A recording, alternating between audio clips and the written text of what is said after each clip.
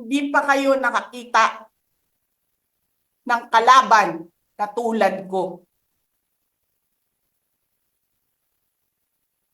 Nagpigil ako na nagpigil. Kasi masama sa bayan. Hindi maganda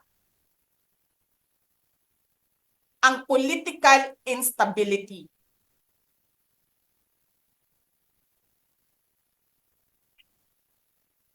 Pinabayaan ko kayo sirain ang pangalan ko. Kasi I have nothing to lose. Sinira niyo na siya.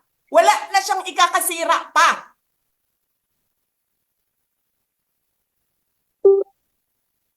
Tapos ganito ang gagawin niyo.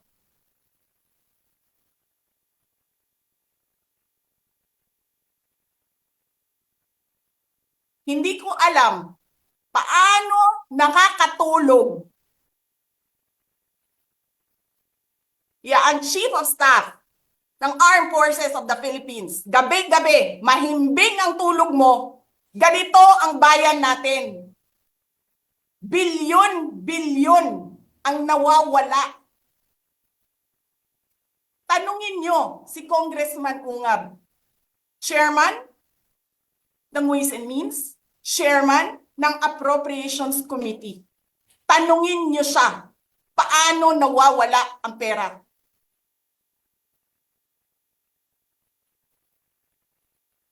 Paano nyo ginagel ang pera ng Department of Education? Martin Romualdez. Inattach nyo ang projects na hindi man lang dumaan sa paaralan, sa SDS, sa region, even sa central office. Basta na lang listahan ng mga congressman. 19 billion.